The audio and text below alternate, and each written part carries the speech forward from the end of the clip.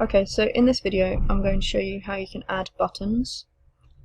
Now, they're similar to how you add scoreboards, so you have to go to your world settings, and rather than going for scoreboards, you have to go for these ones that say GUI button visibility and then the colour.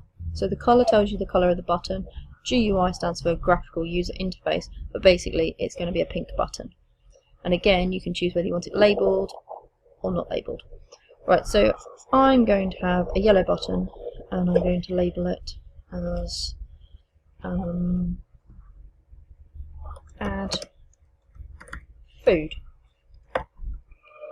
Right, now you'll see that because I haven't programmed anything to actually use that button, the button hasn't appeared. So I have to program a scenario where the button is required, so it needs to be programmed. So what I'm going to do is I want my fish to be the food that is created. So I'm going to change that fish so that it is a creatable, which means that I can have lots of these that will appear whenever I press a button. It will create a fish. So I only want it to be able to create 10 at a time because I don't want my world to be too full of fish. So what I'm going to do is I'm going to program, and you can see that he's got like a little glow around him now. So if I press escape, there is no fish there, he's gone. Okay. So if I program my seaweed, I'm now going to say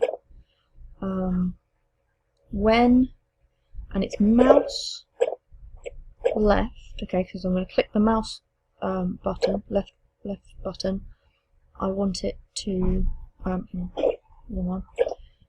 need it to be a button, so I'm going to go for my yellow button.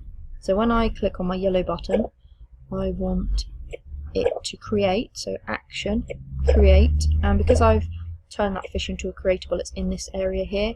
You can create other things, but I want that fish to be programmed to do exactly how my fish is programmed already, so I want him to just wander around. So I'm going to my creatables, and there's my fish that I've created.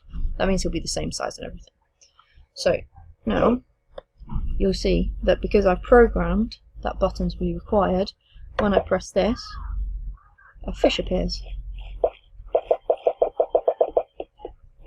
And you can see I can only get 10.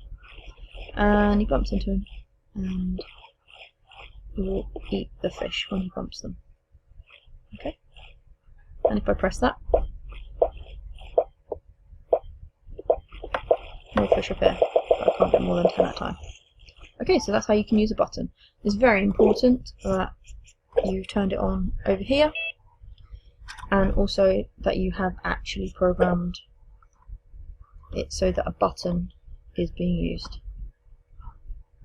Because if this line wasn't here, let's get rid of it. I'll cut it actually. It's not there because it hasn't been programmed. If I go back into that line there and paste it back in, because it's now programmed, it will appear. Okay, so that's how you can add buttons to your game.